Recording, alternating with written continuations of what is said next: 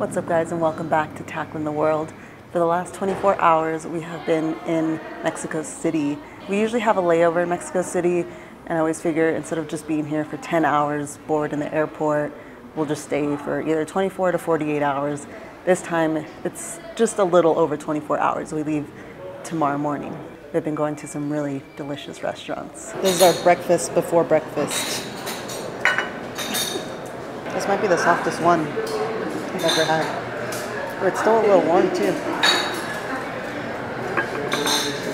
Yeah, look at that.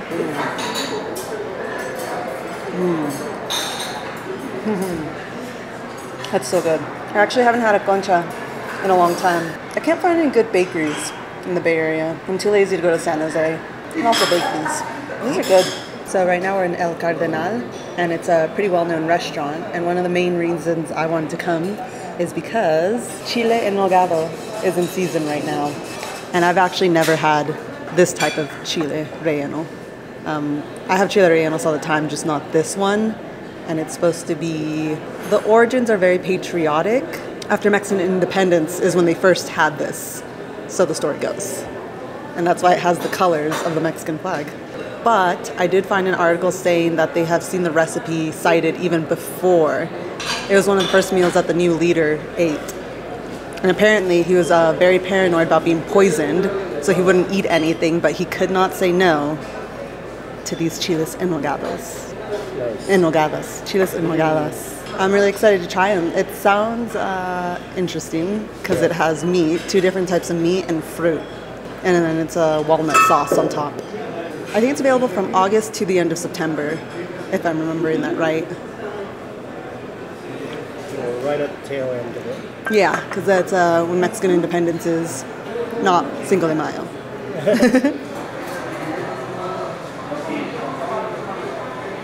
It's yummy. Mine's not as exciting as this one. Look at that.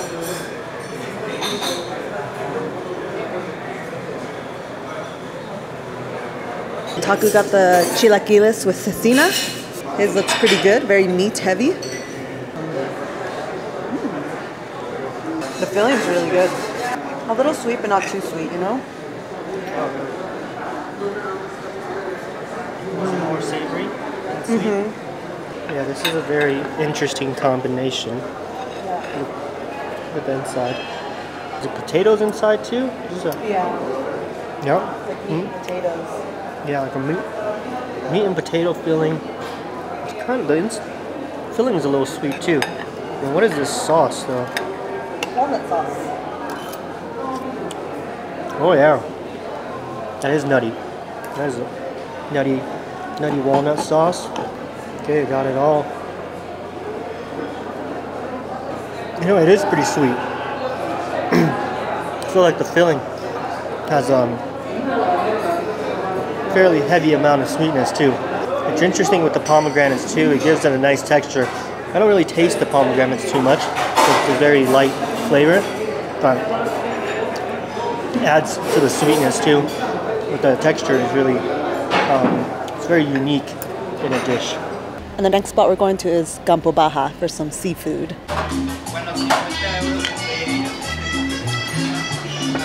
Oh my gosh. Look at that. A belly of a tuna tostada and some oysters. These are called chingones. So I'm gonna start out with this chingones oyster. It's nice and plump. Looks real juicy. That's very good. That is very creamy. It's salty, very briny. They keep that liqueur in there, that oyster liqueur. It's really good. Now I can't wait to try all the other ones. Unfortunately, they haven't gotten in the clams for the day yet because they ship everything, or they bring everything over every single day fresh from the coast. So we also have this agua chile negra, which is made with camarón, shrimp, and that looks tasty too. We'll mix that up. Yeah, this has habanero in it, and I don't know if it said it's got squid. I'm gonna put a little spicy on it. Yeah, that's fair. Just a little touch. This one's pretty spicy, so I don't need too much. It's Serrano in oil, he said. That's fresh. It's really good. All right, I'll try an oyster. I sucked the chili straight down my throat. Kind of went down faster than I intended. Because of the, yeah, just had so much grease, it just went straight down. No, it was good though. What you got there? Bloody Campo, Bloody Mary. It's good. Bloody Marys and micheladas are growing on me a little bit.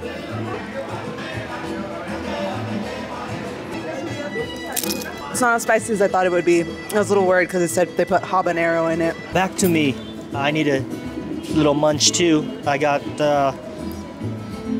pulpo, some octopus.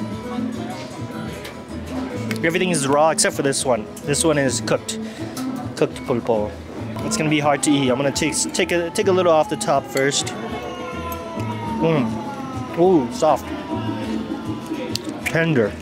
Perfect amount of chewiness too.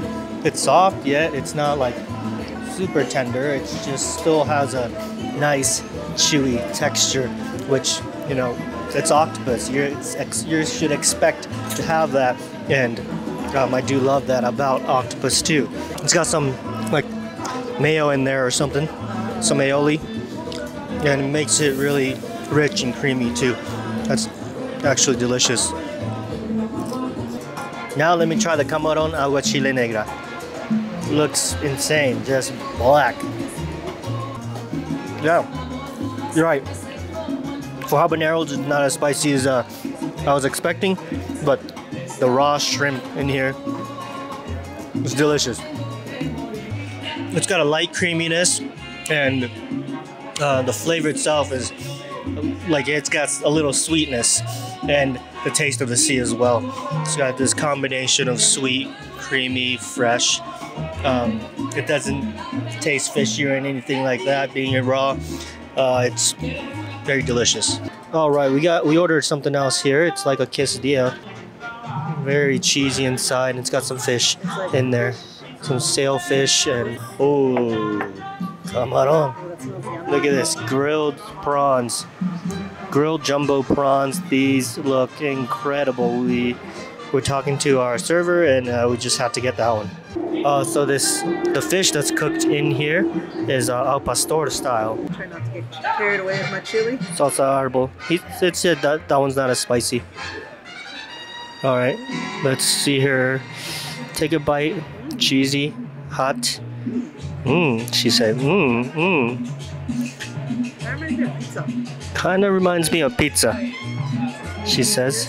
I'm just saying what she's saying because the music is super loud and I gotta keep the mic just close to my mouth. And she can't do it. She can't carry the mic with her messy hands. Messy little hands. Okay, she put more salsa. She's like, yes, it needs more, a little bit more sauciness. She's going for another bite. Yes, cheese is really good. Taku loves a lot of onion on his tacos. I tried to save him a good amount. Gracias. Yeah, you're right. It does taste like pineapple pizza. Yeah. Now we need to eat the camarones. These look really good. The head part was kind of creamy. Ooh, creamy head part. Yum, I love that. Because it's cooked on the fire. It has like a really nice toastiness to it. Oh, toasty, yeah. Perfectly cooked too. Yeah, get the head stuff. Ooh, look at it. Feel like it's rare in the middle. Yeah, I think that's why it's kind of creamy still, huh? He said it's rare in the middle. This one might be my favorite, I think. And it has a little bit of gochujang on it, but very lightly, so it doesn't overpower the shrimp and toasty flavor. Oh yeah, with some tortillas, fresh. Almost forgot about those guys. What is it again? Lleno. Lleno. I was gonna say yellow. Yellow. He is ice. So that was pretty good, I would say. Estoy lleno. Yes. And the, I think the shrimp was my favorite. That was at good. the very end, yeah. That was really good. That was kind of the one that we almost didn't order because we were getting full. And we were like, yeah, 5 prawns, 5 jumbo prawns. Kind of seems a lot, but got it in there. went for it anyways. And yeah. And this place is kind of similar to Mi Compa Chava, which is what we went to last year when we were here. And of the two, I would still say Mi Compa Chava is still my favorite, but this place doesn't have a line, which is nice. That was no line right in there. Mi Compa Chava, depending on what time of day you get there, it could be a 2-hour wait. And our friends have said that they tend to run out by like 12:30, 1 p.m. of the really good stuff. Yeah. So they get a lot of the ones we just went to. They get a lot of their seafood from Baja. Yeah. And Mi Compa Chava gets a lot of seafood from Sinaloa. Yeah. 2 different places, but both very good. Yeah. High quality seafood. And right now we're gonna go get a little pastry at a bakery nearby. Ooh. I got the guava pastry. Oh, look at that dog. Cute. You know this place is hipster because of how many cute dogs there are. Yeah. Condesa and Roma are probably the most hipster places in Mexico. They're pretty nice, but they're, I guess, pretty gentrified too. So I got a hojicha latte. I got an atole. I thought we were gonna get a little break from eating. We didn't even get a break. My stomach is full still. This place is supposed to be kind of famous for their guava pastries, which is what I got. It's pretty good. Especially when you just get the bite of guava. It's really good. Ooh. Yum. They put amaranth in this one, which I've never really had too much of. And it actually used to be a big part of Mexican cuisine, but it got outlawed at some point because it was used for a lot of ceremonies. And when they were spreading Christianity, Catholicism here, they banned it basically so that indigenous people wouldn't have a connection to their spiritual practices. But